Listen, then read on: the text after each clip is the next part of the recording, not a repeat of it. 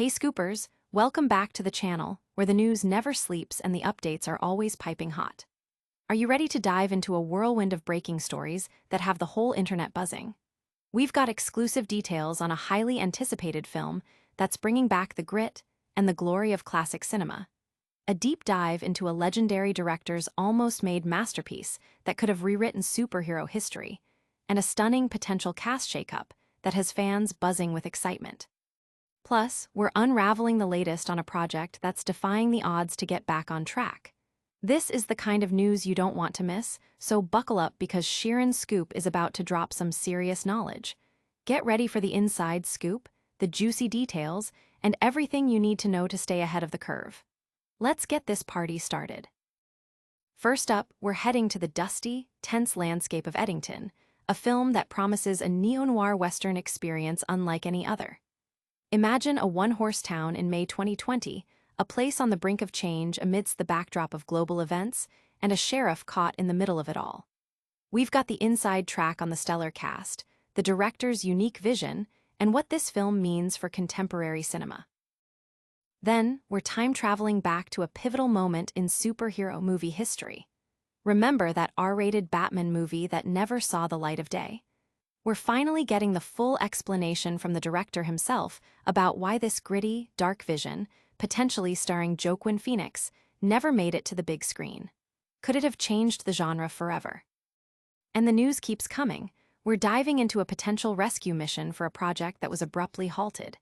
With Joaquin Phoenix out, could another beloved star be stepping in to save the day? We've got the scoop on who might be taking the lead and what this means for the film's future. Plus, we'll wrap it all up with a lightning round recap of all the top stories. Make sure you're subscribed and the notification bell is on so you never miss an update. A desert town's ticking clock. Eddington transports us to May 2020, a pivotal moment in recent history, within the stark, desolate setting of a one-horse town in New Mexico. This is where director Ari Aster, known for his unnerving character studies, sets his latest offering, a neo-noir Western that aims to capture the zeitgeist of a nation grappling with unprecedented challenges. The film centers on Eddington, a small town with a population of 2,435, which finds itself on the precipice of significant upheaval. The narrative is deeply rooted in the anxieties and tensions of that specific time, weaving in the societal shifts and public discourse surrounding the early days of the COVID-19 pandemic, including the debates over mask mandates. Adding to the charged atmosphere is the recent murder of George Floyd, a tragedy that has ignited widespread protests and calls for justice, amplifying the underlying social unrest. At the heart of this brewing storm is Sheriff Joe Cross, portrayed by Joaquin Phoenix. Looking every bit the grizzled, benevolent protector of his isolated community, Phoenix embodies a man of the people, deeply connected to the citizens he serves. His skepticism about the pandemic and his own asthmatic condition make him resistant to mask wearing, a stance that reflects a broader societal division. The film hints at deeper complexities within Joe's character, suggesting a man who is not only a pillar of his community, but also a deeply flawed individual with his own agenda. The plot thickens as Joe contemplates a run for mayor, challenging the incumbent, Ted Garcia, played by Pedro Pascal, who is facing his own controversies, including accusations of being a rapist and a pedophile. Joe's personal life is also fraught with the lingering trauma of his wife Luz, played by Emma Stone, past abuse, adding a layer of personal vendetta to his political ambitions. The film is packed with additional potent themes, exploring mental health, the exploitation of environmental resources, and the contentious issue of gun control, all presented through Aster's distinctive lens.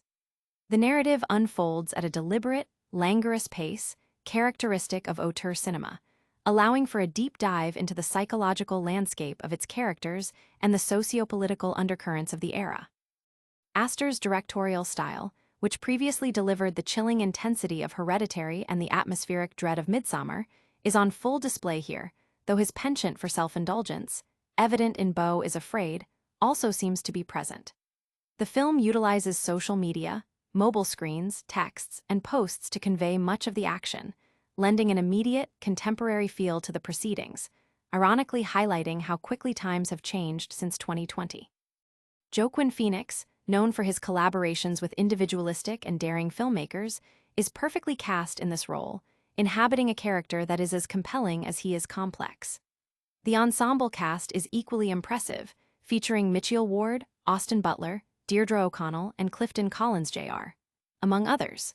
With its ambitious scope and its willingness to tackle challenging subject matter, Eddington promises to be a thought-provoking cinematic experience.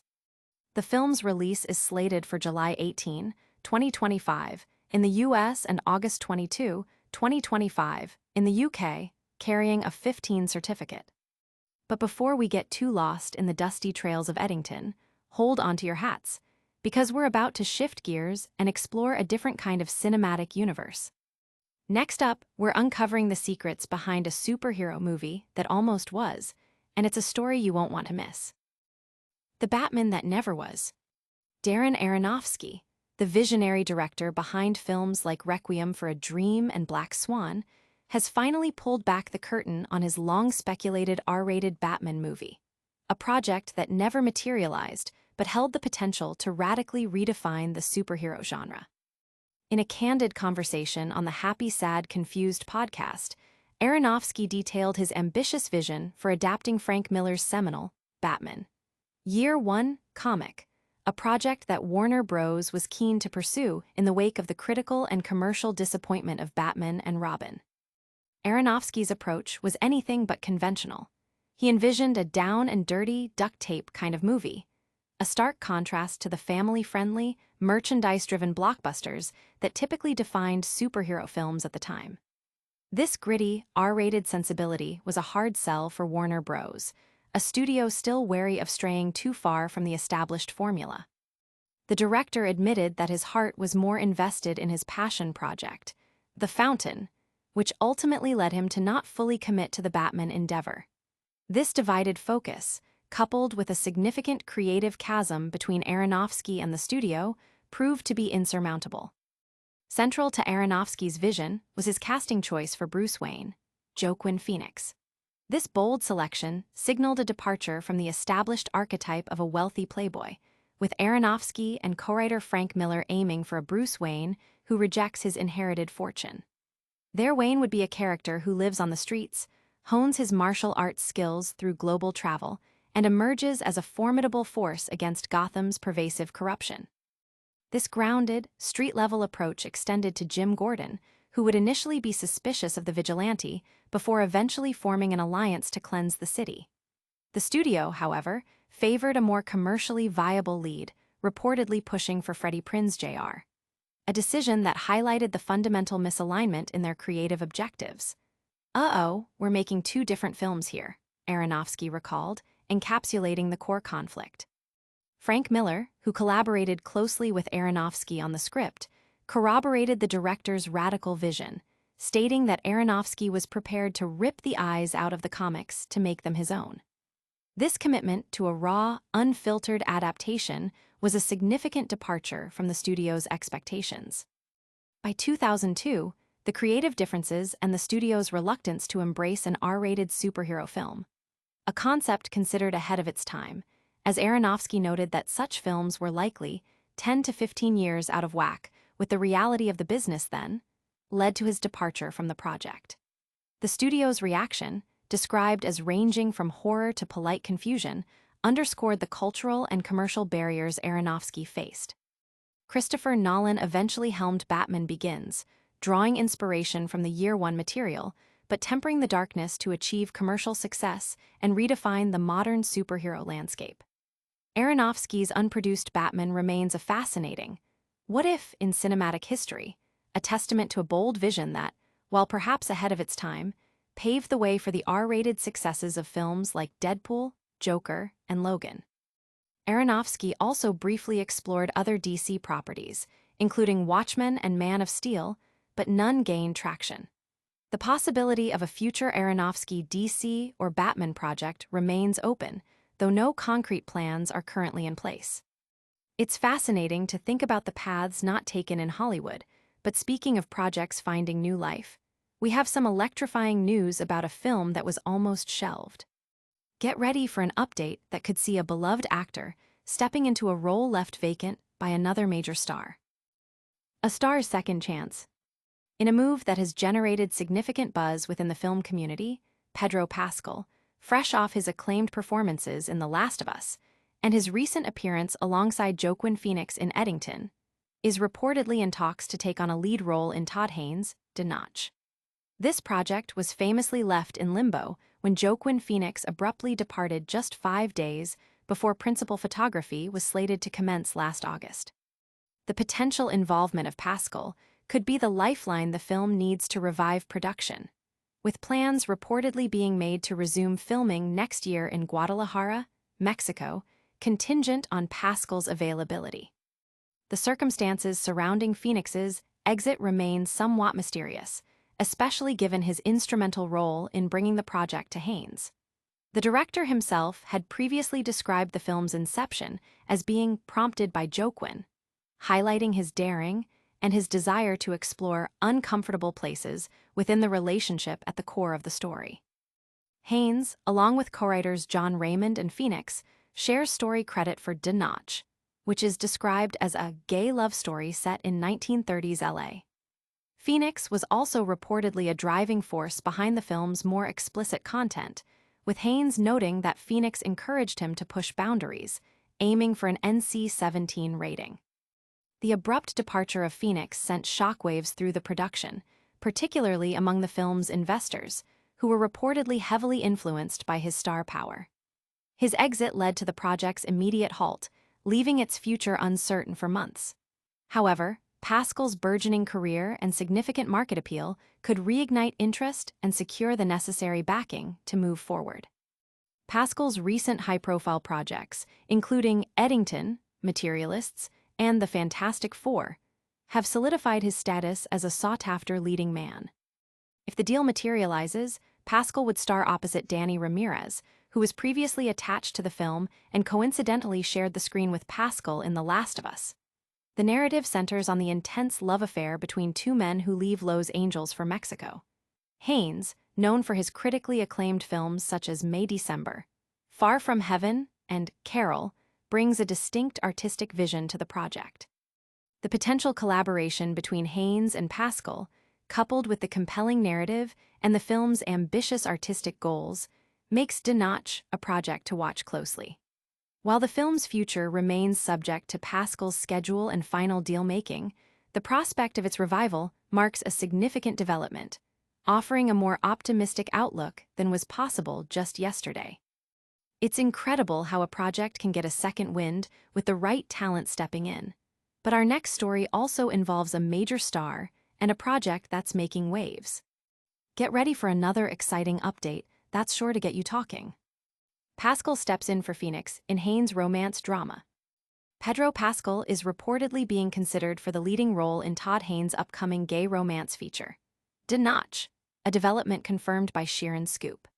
This project garnered significant attention last August when Joaquin Phoenix unexpectedly withdrew from the starring role just 5 days prior to the scheduled commencement of filming in Guadalajara, Mexico. Danny Ramirez remains attached to co-star in the film, which delves into an intense gay romance set in the 1930s. Christine Vachon and Pam Koffler are on board as producers for Killer Films. While Pascal has not yet finalized a deal, he has been eyed for the role since late last year, with the news now publicly emerging. Phoenix was instrumental in bringing the project to Haynes, collaborating closely with the filmmaker during its development. However, the Joker actor has not offered a public explanation for his departure, leaving the film's team reportedly devastated, according to a source who spoke to THR previously. Pascal's recent filmography includes a role alongside Phoenix in Ari Aster's Eddington, as well as appearances in Materialists and The Fantastic Four, First Steps, earlier this summer.